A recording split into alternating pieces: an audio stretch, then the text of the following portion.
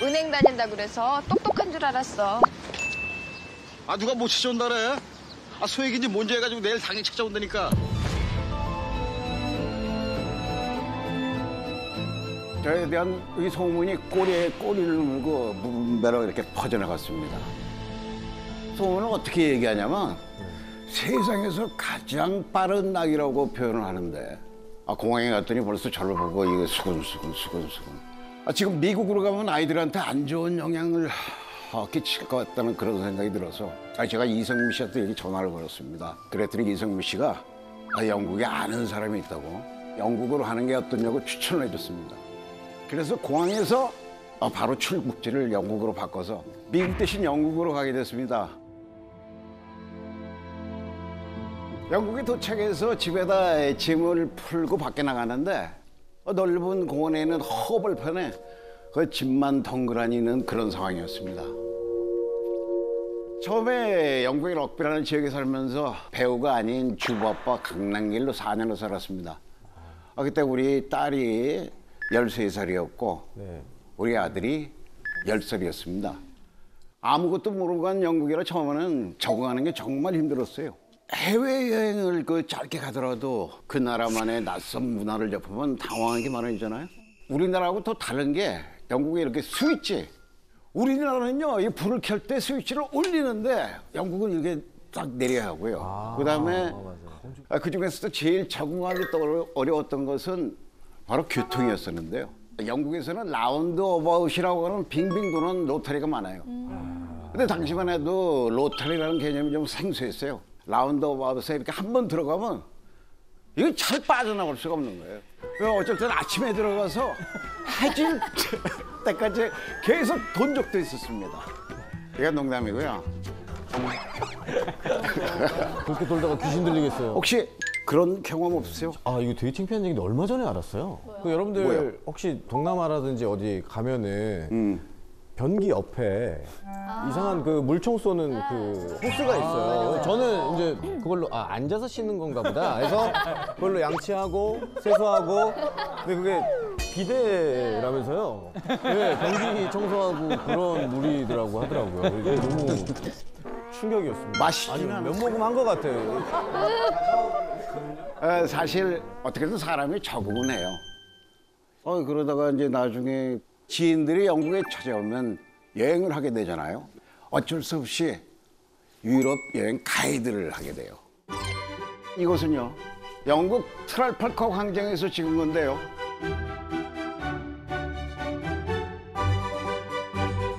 트랄팔커 광장에 런던 내셔널 갤러리가 있습니다.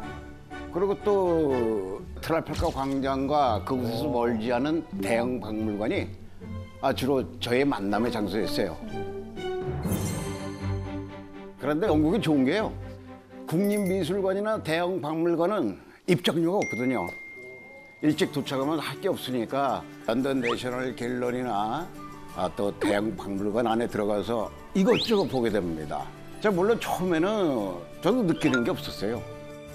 그냥 조각상이구만 하고 그렇게 보는 거죠. 근데 제가 영국부터 튀르키예까지 여러 번 가보면서 느끼는데요, 이 박물관과 유적지의 50% 이상은 그리스 로마 신화와 관련돼 있는 겁니다. 그러다 보니 이 나름대로 느끼는 것도 많고 그러면서 자연스럽게 관심을 갖게 됐습니다. 연기를 그만두고서 영국에 가는데 영국은 이 학비가 엄청 비쌉니다. 저는 약간 이쯤에서 약간 궁금한 게 학비 같은 거를 대체 어떻게 충당을 하셨는지, 이게 감당이 어떻게 되셨는지가. 제가 영국에 있을 때 이 비자 문제로요, 어학원과 요리학원을 다녀야 했어요. 아이들도 뒷바라지도 해야 했고요. 또 생활비가 필요하니까 시간이 남을 때는 컴퓨터 강습도 좀 했습니다. 그런데 좀 적응한 후에는 두 아이를 주말 기숙사 체험에 보냈습니다. 우리 큰아이는 걱정했던 것보다 금방 잘 적응을 했는데 문제는 우리 아들이었어요. 아빠 입장에서 걱정이 되잖아요.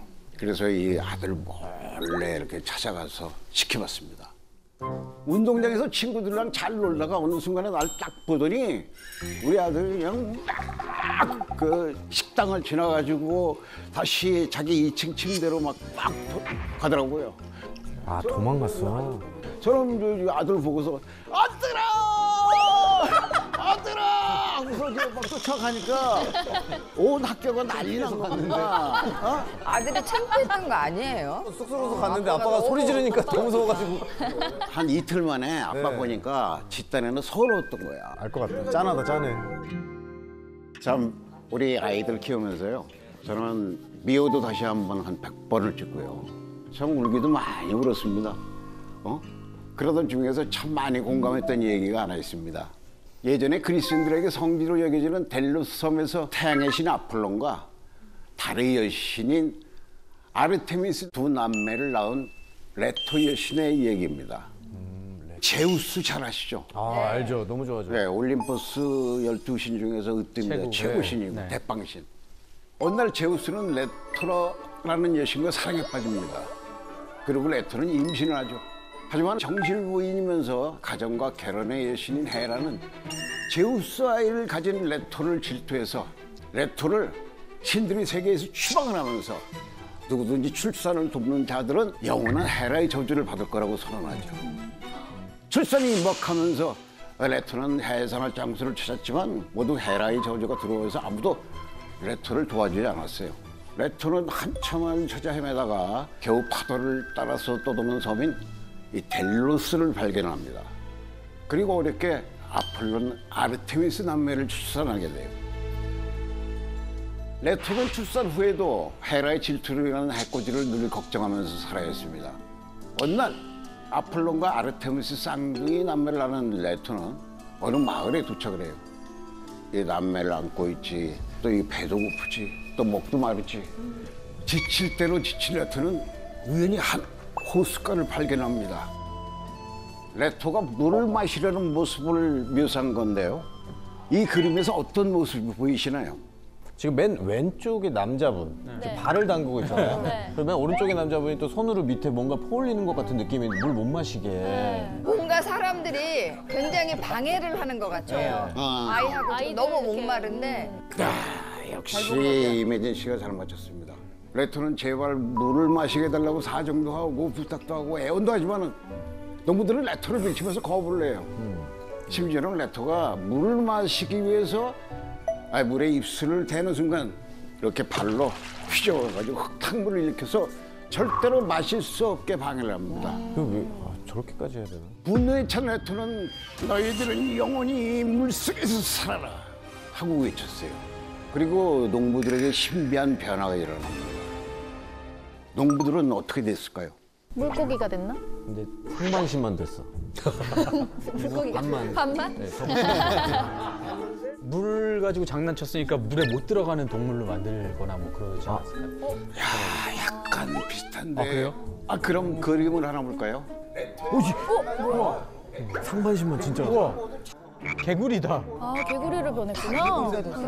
레토의 말이 끝나자마자 이 목은 넓적하게 부풀어 오르면서 입은 옆으로 쫙 찢어지고 그리고 배는 흰색으로 개구리가 된 겁니다.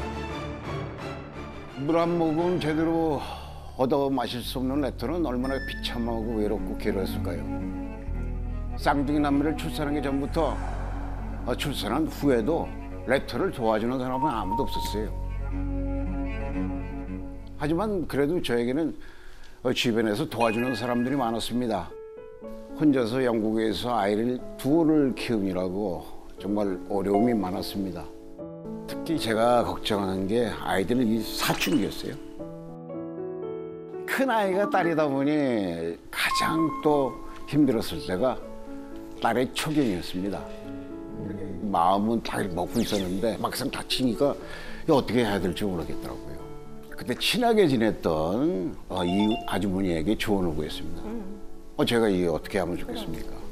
그랬더니 케이크하고요 꽃이랑 이렇게 선물 주면서 축하해 주라고 하더라고요. 그분들의 조언을 따라서 제가 이 딸한테 선물을 주면서 축하한다고 했더니 우리 딸이 그냥 깜짝 놀라는 거예요. 그런 일화도 있었습니다. 저한테 내밀어준 고마운 도움의 손길이 없었더라면 아마 레토처럼 제 영국 생활도 정말 고달프고 외로웠을 겁니다.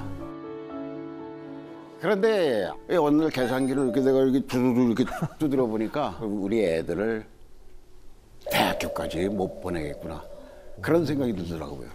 결국 영국 생활 4년 만에 혼자 한국으로 돌아와서 다시 연기를 시작했습니다. 돌아오고 나서는 참 많이 막막했어요. 영국으로 가기 전에는 뭐 여러분들 잘 아시겠지만 한정세가죠. 봉수. 그죠. 또 제가 인기 있는 배우였었거든요. 그런데 모든 걸 내려놓고 떠난 한국에서 다시 연기를 내가 시작할 수 있을까? 참 많이 걱정도 됐고요. 몇몇 분들이 뭐 작품을 함께 하자고 제안을 해주셨지만은 제가 선뜻 나서지 못하고 있을 때 에릭 히톤의 이야기를 떠올렸습니다. 어느 신성한 숲 중앙에 아주 이 거대한 참나무 한 그루가 있었습니다. 그 나무는요, 대지와 곡물의 여신이자 숲과 나무들의 수호신인 데메트르 여신에게 봉헌된 나무였습니다. 하지만 신을 경멸하고 우습게 생각했던 에릭 히톤은 주변의 만류에도 불구하고 도끼로 이 참나무를 베어버리는 만행을 저질렀. 이 일로 인해서 데메트르 여신은 너무 크게 분노를 합니다. 그리고 동정받지 못하게 동정을 불러일으킬 무서운 벌을 내리기로 결심을 하죠. 에? 그게 뭐지? 동정은 받지만 동정을 받을 수 없는 거면은 사람들이 일단 나한테 접근 못 해야 돼요. 몸에서 냄새가 나거나 아니면 고슴도치처럼 저 몸에 뭔가 뾰족뾰족한 뭐 외형이 변화되거나 이런 느낌일 것 같은데. 어우, 훌륭하죠? 안 훌륭해요. 바로요, 허기예요. 네? 배고픔, 허기. 데메테르는 허기와 기아의 여신인 파메스에게 에릭 히톤의 뱃속에 들어가가지고 음식을 먹고도 계속 이 배고픔에 시달리도록 만들어 달라고 합니다. 너무 고통스럽겠다. 너무 괴롭겠다. 너무 싫은데. 최악이다, 최악. 그림 속 오른쪽에 빼빼 마른 여자가요, 바로 허기와 기아의 여신인 파메스예요. 무지개 여신 이리스로부터 데메트르의 명령을 전달을 받고 있는 거죠. 그리고 왼쪽 이렇게 귀퉁이를 보면요, 자고 있는 에릭 히톤과 파메스 모습 보이죠? 네. 들어가는 거구나. 데메트르의 명령을 받은 파메스는 에릭 히톤의 집에 찾아가서 깊은 잠에 빠져있는 에릭 히톤을 두 팔로 깨어나요. 그리고 이 목과 가슴, 입안에 숨을 크게 불어서 허기를 꽉꽉 채워넣습니다. 자, 이제 에릭 히톤은 아주 큰일 났습니다.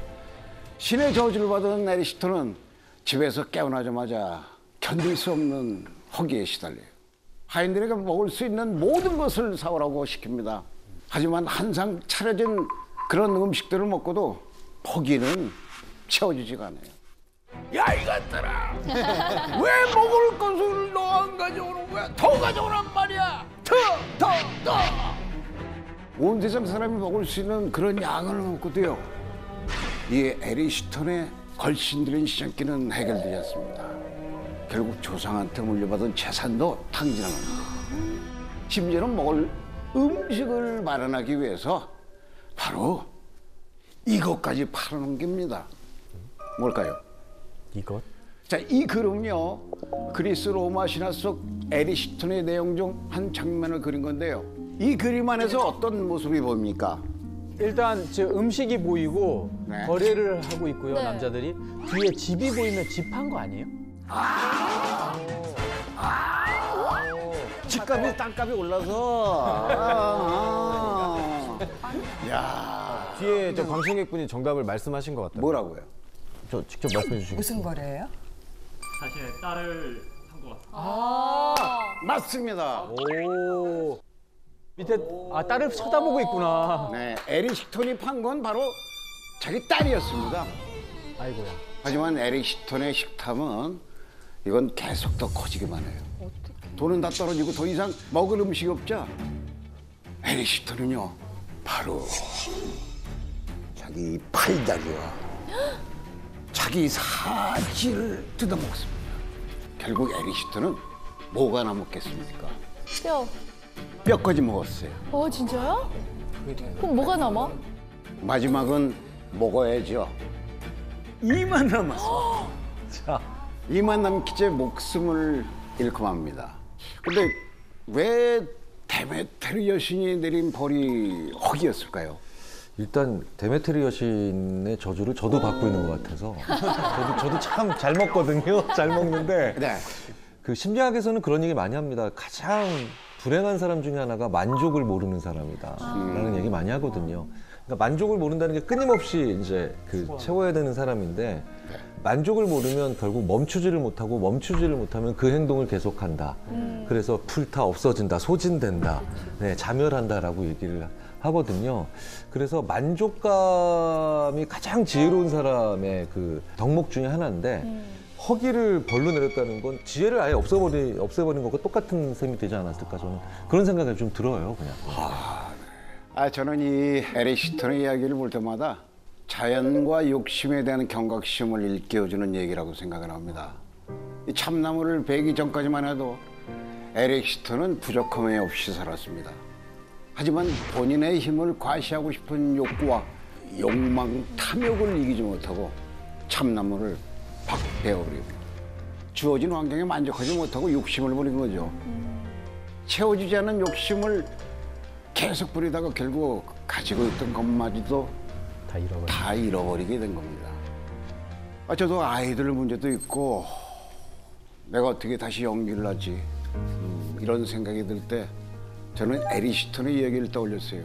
그 아이들 유학비로 밑빠진 독에 물 붓기로 열심히 일했던 것 같아요.